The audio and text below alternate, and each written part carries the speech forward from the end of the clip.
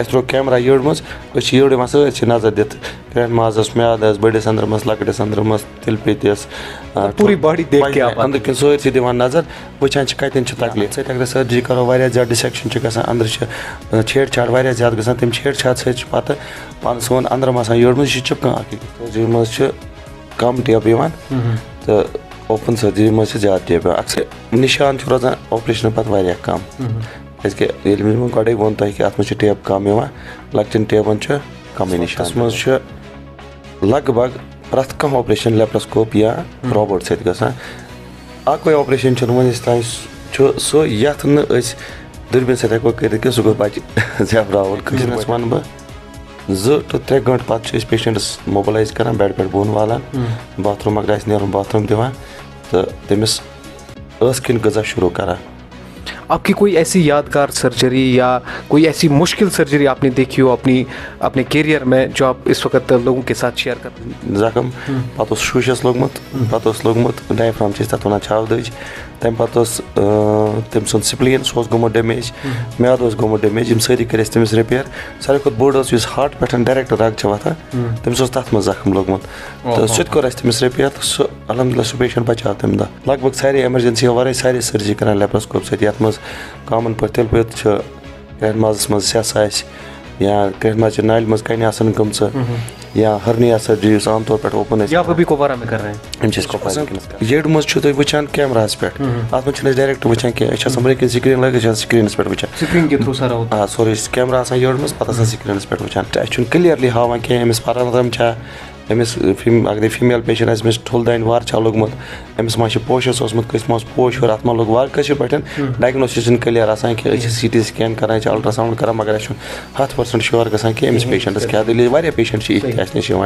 तुमन खतर एडवांटेज अत लेप्रोस्कोपस मज तथ वन डायग्नोसिस। अगर आप हर्निया पाइल्स या प्रोस्टेट प्रॉब्लम से जूझ रहे हैं या अगर आपको सिस्ट है तो आप कैसे इन बीमारियों से बच सकते हैं, मेरे साथ बातचीत करने के लिए मौजूद हैं वादी कश्मीर के मशहूर और मारूफ डॉक्टर साहब डॉक्टर गुलजार अहमद भट्ट साहब जो कि एडवांस्ड लेप्रोस्कोपिक सर्जन हैं। आज इनसे तफसीलन बात करेंगे लेप्रोस्कोपिक सर्जरी होती क्या है और आप अगर लेप्रोस्कोपिक सर्जरी आपको ज़रूरत पड़ती है तो आप कब तक सेहतयाब हो सकते हैं और कब ये ज़रूरत पड़ती है। हम इस वक्त दुआ हेल्थ केयर क्लिनिक हंदवारा पर मौजूद हैं। सर आपका बहुत बहुत शुक्रिया वक्त देने के लिए। सर आम सर्जरी और लेप्रोस्कोपिक सर्जरी में क्या फ़र्क है? आम सर्जरी और लेप्रोस्कोपिक सर्जरी में बहुत सारे फ़र्क हैं जी। और जो सबसे अहम और ज़रूरी फ़र्क है वो ये है कि कशर पे के लेप्रोस्कोपिक सर्जरी मज कम टेप तो ओपन सर्जरी मज ज़्यादा टेप। अक्सर पेशेंट वचान ऑपरेशन अगर करो कस पेशेंटस तम गोडनिक सवाल मे कस टेप आई तो लेप्रोस्कोपी मज हेको तमिस वन कि आई वारिया कम टेप। अक्सर अत मज लेप्रोस्कोपी प्रोसीजरस मज 3 to 4 टेप 4 अलग जायन ये जन कि सुई ऑपरेशन तमी चीज़ुक ऑपरेशन अगर अत सत करो तथ मज 15 to 20 टेप अक्सी जाए मानो तो नेसफ याड पे षटन अगर ओपन सर्जरी करो ये जन कि लेप्रोस्कोपिक सर्जरी मज 4 जायन 4 टेप दिवान यथ मज सारे खुद बड़ टेप 1 सेंटीमीटर या 10 mm बाकी टेप 1 सेंटीमीटर 4 mm या 5 mm तो यह सारे खुद बड़ फायदे लेप्रोस्कोपिक सर्जरी हूँ। दोम सारे खुद बड़ फायदे लेप्रोस्कोपिक सर्जरी हूँ कि वन वेस्टस मज यूजुअली तुम वन बैक टू वर्क अच्छे ज्यादा कंसेप्ट कह मगर बैक टू वर्क गो मतलब कि बेमार मज सेहतयाब गसित पेशेंट कर वात पन्ने काम पे भी वापस तम खत यम खत ज्यादा जरूरी क्या यम सात अख नफर बेमार गमिस खर्च लगन यह बेमार बे कमाई नश तक तुम दोहन मज महरूम सो अगर यह जल्दी जल्दी सेहतयाब गि वापस गि पन्ने काम पे यह बे पन पोस डेली बेसिस सह दोम फायदा। त्रेयम फायदे कि निशान रोजान ऑपरेशन पत वारिया कम क्या गई वो तुम कि अत मे टेप कम लक्चन टेपन कम निशान त रोजान तो यम अहम चीज़ यम अत मज गसान ज़ोरिम चीज़ कि इमीडिएटली पोस्ट ऑप पीरियडस मज patient almost pain free Amish बिल्कुल पेन त बसान कह जख्म वारिया लकट पेन कहीं मूवमेंट हेकान बिल्कुल अर्ली कर। आम तौर पर सारे खुद ज़्यादा लेप्रोस्कोपिक सत ऑपरेशन करान सह गाल ब्लैडर सर्जरी तिल पे कड़ने सर्जरी क्या तिल पे तकलीफ वारिया कॉमन पूरे दुनिया में तो सर साथ साथ में बताइए किन किन बीमारी, जिस तरीके से आपने कहा गॉल ब्लैडर की बात आपने की, किन किन बीमारियों में ज़्यादातर हमें लेप्रोस्कोपिक सर्जरी की ज़रूरत पड़ती है? आजकल किस वक्त लगभग प्रथ कह ऑपरेशन लेप्रोस्कोप या रोबोट सहित गसान अकोई ऑपरेशन वनस तान सो यथ दुर्बीन सहित हेको कर सह गो बच जेवरावन कशर पे LSS कर तथ मे बच नबर कड़ बाकी वनस ऑलमोस्ट सारी ऑपरेशन लेप्रोस्कोप सहित कर तो कहीं ऑपरेशन वनस बस सिर्फ ये फर्क कि अस नश सह मशीनरी अवेलेबल ये फर्क नत प्रथ कह ऑपरेशन LSS वराई लेप्रोस्कोप सहित या रोबोट सहित कर आम तौर से गसान गॉल ब्लैडर ज्यादा पहम क्या 70% ऑपरेशन दुनिया मज गसान तुम गॉल ब्लैडर ऑपरेशन क्या कॉमन डिजीज तो गॉल ब्लैडरस मतलब वन बह यह कि ये सात गॉल ब्लैडर सर्जरी या तिल पित्र सर्जरी दुर्बीन सहित कर पन एक्सपीरियंस वन बह 2 to 3 घंटे पत् पेशेंटस मोबिलाइज कर बेड पे बोन वालान बाथरूम अगर नीर बाथरूम दिवान तो तमिस किन गजा शुरू कर गो लिक्विड फॉर्म मज तो 4 घंटे पत् पेशेंटस गजा असल पे दिवान चाय कप हेकान चेत बिस्किट हेकान खेत तो बी पान असल पे थोद हेकान वथित तो त्रेमे या त्रेमे दह मे पन रूटीन कि त्रेमे दह पेशेंटस स्नान करनावान ऑपरेशन पत् बिल्कुल कह ड्रेसिंग पेवान करें तो सतमे 8मे दह स्टेप तुलान थोद तो आफ्टर 3 रेत आसन गमत पेशेंटस आस कह निशान सह हेक वनित कि मे ऑपरेशन दिन गोमुत जायक शायद कहें। ठीक ठीक सर। डॉक्टर साहब आप एक famous laparoscopic advanced laparoscopic surgeon हैं और आपका एक नाम है, आपसे थोड़ा सा जानना चाहूँगा आपकी कोई ऐसी यादगार सर्जरी या कोई ऐसी मुश्किल सर्जरी आपने देखी हो अपने कैरियर में जो आप इस वक्त लोगों के साथ शेयर करना चाहते हैं? बहुत सारे ऐसे ऑपरेशन है जहाँ पे हमें एक्सपेक्टेड से ज़्यादा कुछ चीज़ें मिल जाती हैं, कुछ चीज़ें ऐसी है जो पब्लिक प्लेटफॉर्म पे हम शेयर नहीं कर पाएंगे, लेकिन 1-2 प्रोसीजर है जो मेरे शुरुआती कैरियर में मुझे मेरे सामने मतलब मुझे करने पड़े। तब मैं दिल्ली में काम कर रहा था, हालांकि वो हमने ओपन सर्जरी की थी उस टाइम पे क्योंकि वो इमरजेंसी सर्जरी थी। एक यंग लड़का आया था जिसको छुरा मारा गया था स्कूल में अपने कुलीग के द्वारा, तो सो ऑलमोस्ट गैस्पिंग तो हमने उसको थिएटर में शिफ्ट किया। ऐसे तमिस स्टार्ट को ट्रीटमेंट तमिस पे 10 ब्लड ट्रांसफ्यूजन दिन तो तमिस खबर साइड छात मज जख्म पे शूशस लोगमुत पे लोगमुत डायफ्राम तथ वन छाव दज तम पे तम सुन स्प्लीन गोमुत डैमेज, म्याद गोमुत डैमेज, यम सारी कर तमिस रिपेयर। सारे खुद बोड़ हार्ट पे डायरेक्ट रग वथान तमिस तथ मज जख्म लोगमुत तो सह कोर तमिस रिपेयर तो सह अलहमदुलिल्लाह सह पेशेंट बचाव तम दह। सह केस मे शुरुआती कैरियरस मज कोर। ब्या केस युथे सह कोर मे एमरजेंसी मज संडे दह सह मेन PG कर पे गोडनिक केस मे कोरमत यमिस एमरजेंसी मज सोरे म्याद पे कर तमिस हार्पिक चोमुत बची दिल्ली मज कोर मे सह केस ते तो एमरजेंसी मज मे कहीं सीनियर तम सात अवेलेबल सारे सीनियर वन कि ये फिल्मी सीन टाइप अवेलेबल तीत सिचुएशन मज कि वातो हेल्प करने खतर अल्टीमेटली पे सह पाने कर तो अलहमदुलिल्लाह सह पेशेंट त बचाव। बाकी लेप्रोस्कोपी मज कुछ सात तुम इनोवेशन कर कुपवरिस मज कर अलहमदुलिल्लाह वारिया इनोवेशन लेप्रोस्कोपी मज यन पे मे जॉइन कोर 2019 मज तो ये डिस्ट्रिक्ट हंदवारस डिस्ट्रिक्ट हॉस्पिटल तत तम सात लेप्रोस्कोप अवेलेबल कहें। ये सिर्फ SDH कुपवारस मज प्रोन लेप्रोस्कोप अवेलेबल ये पे सन सीनियरो वारिया मेहनत कर्म अन्न खतर पे तमो पाने बिचार ये शुरू तम तम लेप्रोस्कोपिक प्रोसीजर मगर तुम वन सिर्फ गॉल ब्लैडर सर्जरी कर तम पे कर मे तत जॉइन तो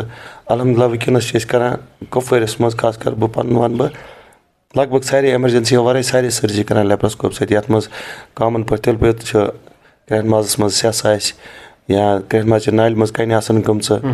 या हर्निया सर्जरी आम तौर पे ओपन कुपवारा में कर रहे हैं कुपवार वनस कर हर्निया सर्जरी सारे वनस कर लेप्रोस्कोप सहित अपेंडिक्स एमरजेंसी मज लेप्रोस्कोप सहित कर। अच्छा जनान सान मज माजिद मेरियन मज ठुल दान हज सेस बज दान हज सेस सह लेप्रोस्कोप सहित कर या मर्दन मज तुम बोजमुत कस बच्चस या बड़िस वन अमिस पोश हर या पोश यड़ मज तथ ब्रो अत सहित ऑपरेशन कर सह वनस अलहमदुलिल्लाह कुपवारिस मज लेप्रोस्कोप सहित कर। तो वन गर्ज ये कि कुपवार हस्पताल मज लगभग वनस सारी प्रोसीजर तुम कर सान बड़न हस्पतालों मज अम ब्रो या वनस तक लाइक हेडवन सोवर या बाकी मेडिकल कॉलेज बनमत मे बसान नई मेडिकल कॉलेज बनमत लगभग तहद बराबर तुम प्रोसीजर करें तुम करा वनस सह लेप्रोस्कोप सत। अच्छा डॉक्टर साहब, चैलेंज क्या रहते हैं लेप्रोस्कोपी में? अगर हम देखेंगे लोगों को उतना पता नहीं है, अवेयरनेस नहीं है, हालांकि करते बहुत हैं, बहुत सारे पेशेंट्स आते हैं, पहले उनको डर लगता है, आपकी क्या चैलेंज रहती है? हमारा जो सबसे बड़ा चैलेंज होता है वो होता है लर्निंग करो तथ वन कशर पे लेप्रोस्कोपी हेचन। लेप्रोस्कोपी आर्ट यह अत मे 2-3 डिसएडवांटेज इनिशियली बासान मगर वक्त सत हेचान तम ग दूर कशर पे अगर तुम अत सर्जरी कर तुम करो कुन चीज़ थप तुम गई फील। लेप्रोस्कोपस मज पॉसिबल कह। लेप्रोस्कोपस मज तुम मंजस 30 सेंटीमीटर इंस्ट्रूमेंट या 40 सेंटीमीटर 17 सेंटीमीटर इंस्ट्रूमेंट तुम तम थप कर सह फील गोड शुरुआत मज कहें। दोम चीज़ येड मज वचान कैमरा पे अत मे डायरेक्ट वचान कह ब्रेक स्क्रीन लगे स्क्रीन पे वचान सोरे कैमरा येड मज पे स्क्रीन पे वचान यह इंस्ट्रूमेंट कोता अंदर त्रो यह वोत तानस तान ये वातन शुरुआत हेचनस दौरान बासान अत डिफिकल्टी मगर पे एक्सपीरियंस पे ये अत सनस मज तो हथ मज कहीं डिफिकल्टी वाता। पेशेंटन मतलब वन बह आम इन गलत तासुरात तुम वन कि दूरबीन सत ऑपरेशन करान हसा ओडे ऑपरेशन करान यह बड़ यहाँ पर खासकर कुपवारा में नहीं है, हर जगह पे है, स्पेशली कश्मीर में। मैंने श्रीनगर में भी काम करता हूँ, प्राइवेट में भी वहाँ पे देखता हूँ। अभी रिसेंटली हाउस हॉस्पिटल ज्वाइन किया तत लुकन यह प्रॉब्लम कि अम सत दूरबीन सत ओडे करान शायद गोड मैसेज गम मे बी कि शुरुआत मज ये पॉसिबल हो सकती है। नहीं गलतियाँ नहीं क्योंकि लर्निंग ट्रेनिंग मज सारी नव टेक्नोलॉजी ये इंट्रोड्यूस करनस मज गोड टाइम लगा मे बी थोड़ा सा हेजिटेट करान सन सर्जन फुली ट्रेंड तम सात पॉसिबल कि पेशेंटस गुस ज्यादा नुकसान नफा खुद नुकसान वातन तो आसान तक मगर वनस सह अत मे लेप्रोस्कोपस मज एडवांटेज चीज़ कि अत मज कैमरा वनस लेटेस्ट टेक्नोलॉजी मज तुम पाई कि 4K विजन अत मज 3D इमेजेस पूरा दिखता है। हाँ खास फीचर आमुत अत ICG कशर पे अत पेशेंटस दवा दिवान पे तथ ICG मोड ऑन करान अच्छे पिक्चर्स पे हाँ पाने गाल पे तुल पे कपर पकन तो वनस बी विजन यह कम से कम 10 to 15 गन अन खुद ज्यादा तेज। सिंपल एग्जाम्पल अगर लकुट जरासीम वुचन यह तल ज्यादा अत यह दूरबीन तल ज्यादा यह दूरबीन तल तो लेप्रोस्कोपस मज विजन क्लियर। बी खास जरूरी अत फायदे लेप्रोस्कोपी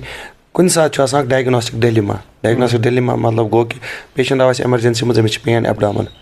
कर टेस्ट क्लियरली हावान कह अमिस परम अमिस अगर फीमेल पेशेंट अमिस ठुल दान वार लोगमुत अमिस मा पोशस कस मा पोश और अत लोग वार कशर पे डायग्नोसिस क्लियर कि CT स्कैन करान अल्ट्रासाउंड करान मगर 100% श्योर गसान कि अमिस पेशेंटस क्या दलील वारिया पेशेंट इथ निश तुमन खतर एडवांटेज अत लेप्रोस्कोपस मज तथ वन डायग्नोस्टिक लैब कशर पे त्रो येड मज लकुट 7 to 8 mm या 10 mm आज 5 mm तो त्रा कैमरा तक 5 mm टेलीस्कोप 5 mm जख्म तुत त्रो कैमरा येड मज येड सी नजर दित ग्रैंड माजस म्यादस बड़िस अंदर मस लकटिस अंदर मस तिल पितिस पूरी बॉडी देख के आप अंदर किन सोर दिवान नजर वचान कतन तकलीफ अगर परंदरमस तकलीफ परंदरम कड़न अति नेबर गो गो डायग्नोसिस ते दोयम चीज कोस अति अत इलाज ते तो सह खास फायदे अत लेप्रोस्कोपी ओपन सर्जरी मज और सर कुछ मुज़िर असरात हैं इसके, अगर आप बता पाएँ कुछ, जैसे आपको लगता है कि इससे ये नुकसान हो सकता है, आपके अंदाज में कुछ ऐसे मुज़िर असरात हैं जो ड्यूरिंग सर्जरी आपको लगता है कि ऐसा नहीं होना चाहिए? शुरुआत में लेप्रोस्कोपी में एक डिसएडवांटेज है वो बिकॉज ऑफ लर्निंग था शायद कि अगर complication part of the procedure complication मतलब गो कि अगर प्रोसीजर पे दवा कह थोड़ा सा बहुत साइड इफेक्ट प्रत कन सर्जरी सह कॉम्प्लिकेशन मतलब खून गि कुछ थोड़ा यार इनिशियली लेप्रोस्कोपी मज थोड़ा सा ज्यादा मगर वनस वचान ये ट्रेन डॉक्टर एवेलेबल वारिया ज्यादा असल सेंटरों पे काम कर खास कर नेबर पे काम कर तुमन मज वुचमुत कि अगर ओपन तुम कर सर्जरी या तुम लेप्रोस्कोप से सर्जरी कर कहीं फर्क पेशेंटस लेप्रोस्कोपी मज कह चैलेंजेस अत मज येड मज जगह बनाने खतर गैस भरन ये कार्बन डाइऑक्साइड वन कह पेशेंटन हालत तिज कि तुमन हेकान सह गैस भरित कह कश पे हार्ट तकलीफ ज्यादा छत कहीं ज्यादा खराब तमिस हेको नहीं कर तुमन गोड़े वन कि तुम मज लेप्रोस्कोपी पॉसिबल कह तथ वजह कि तुंद हार्ट तूता मजबूत कह तुम छात मज तिस प्रॉब्लम तो तमन गोड़े वन तुमन कर रिकमेंड कि अगर जरूरी ऑपरेशन कर तेल करो ओपन नत जरूरी अगर तूत एमरजेंसी कह टाइम निभावो तो सर्जनस खतर डिसएडवांटेज सो गोडनेथ स्टार्टस मज आज तुम ते अलहमदुलिल्लाह टेक्नोलॉजी दो खो दो गसान इम्प्रूव इंजीनियरिंग इम्प्रूव गमज मतलब नेक पेनस करान सर्जनस तथ स्क्रीन ज़्यादा थोद वनस एडजस्टेबल स्क्रीन सह असल डिस्टेंस पे असल हाइट पे या सर्जन सुन पोस्चर ब्रोह इनिशियली स्टार्ट लर्नस मज टाइट पोस्चर तमिस सह कंफर्टेबल इंस्ट्रूमेंट इस्तेमाल करना तमिस ग मसल पेन्स तथ पे वन सर्जन फैटीग गसान मगर युथ युथ सर्जन एक्सपीरियंस ग ऑपरेशनस अमिस गोडनेथ मिसाल तिल पे लगान गोडनेथ 8 घंटे 2 घंटे आज अलहमदुलिल्लाह अगर सिंपल तिल पे 3-4 मिनटन मज निवान कड़ित लेप्रोस्कोप सत सो 3-4 मिनटन मज तुम नुकसानात वो रोदमित कह खून लॉस गत मिनिमम कि बह हेको तुम अगर बहुत अक्सर पेशेंटस वीडियो ते हावान मतलब लेप्रोस्कोपी हूँ रिकॉर्ड कर वीडियो पत् अगर फ्यूचरस मज कुछ सात पेशेंटस जरूरत पे हेको तमिस वीडियो ते हयत तमिस अगर कह डाउट ते बेकिस सर्जनस ते हयत कि मे गई यह प्रोसीजर यह तमिक वीडियो तो वो यह सही गो मतलब पूरा जो टेक्निकल एविडेंसेस हैं टेक्निकल एविडेंस रहते हैं इससे हम में भी सेफ लीगली हम सेफ रहते हैं एज ए सर्जन और पेशेंट को भी एक सेटिस्फेक्शन मिलती है and I can show you videos जहाँ पे लेप्रोस्कोपी करते करते 0 ब्लड लॉस होता है पेशेंट को मतलब लिटरली वनो कतर खून तवा कि एनर्जी सोर्सेज काटरी यूज कर इलेक्ट्रिक करंट यूज कर तम के बदौलत तो भी इम्प्रूव टेक्नोलॉजी। डॉक्टर साहब किडनी स्टोन्स में लगातार इजाफा देखा जा रहा है, आप उसको भी देखते हैं, थोड़ा सा बता पाएँ आप क्यों इसमें इजाफा हो रहा है और इसका सही तरीका क्या है इलाज करने का? देखो जब जहाँ तक मेरा ताल्लुक है मैं तो एक लेप्रोस्कोपिक सर्जन हूँ। आजकल डाइवर्सिटी बहुत ज़्यादा है, सब स्पेशलिटीज़ बहुत ज़्यादा है। इनिशियली हम जनरल सर्जन्स सारे प्रोसीजर्स खुद ही करते थे, अगर आते भी हैं तो लेकिन आजकल हम यूजुअली फोकस करते हैं एक किसी पर्टिकुलर चीज़ पे ताकि पेशेंट को ज़्यादा से ज़्यादा फ़ायदा मिले। अगर मैं लेप्रोस्कोपी में बहुत ज़्यादा एडवांस्ड हूँ तो पेशेंट को लेप्रोस्कोपिक सर्जरी एडवाइस करूँगा और उसको ज़्यादा फ़ायदा मिले। तो किडनी सर्जरीज में आजकल यूरोलॉजिस्ट बहुत ज़्यादा अवेलेबल है, मिनिमली इन्वेजिव प्रोसीजर्स करते हैं,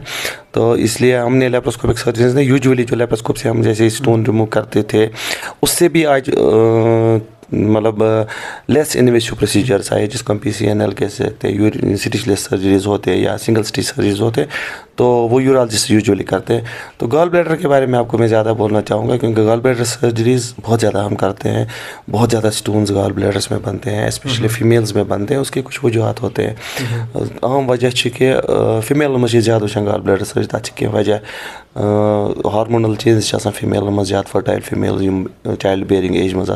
तुम तिस क्या हार्मोनल चेंज गसान कि स्टोन बनान ज़्यादा, प्रेगनेंसी सहित चांसेस स्टोन बनने ज़्यादा। ओबेसिटी अगर अक्सर वो कशीर मज सान माज बेन ज़्यादा वेट एज कम्पेयर टू सान मर्दन क्या तुम लाइफ स्टाइल तुत गोमुत वनस तुम सह कम कर कि सान ब्रोह कल सान नान दादी तुम जमीन मज वार मज लगातार तुम फिजिक फिट तुम बिल्कुल फैट कहें तुम कम मेहनत कश थे तुम तम बॉडी रोजान फिट, मसल रोजान स्ट्रांग, फैट रोजान कम, स्टोन्स कम। आजकल सान माज Ben usually sedentary life style तो प्रेगनेंसी सहित हार्मोन्स चेंज या एज सहित 40 पे यूजुअली वन 40 पे स्टोन, मगर आजकल वो लकटन मज स्टोन वारिया ज़्यादा, तो मेलन कम्पेयर फीमेलन मज ज़्यादा स्टोन्स। तो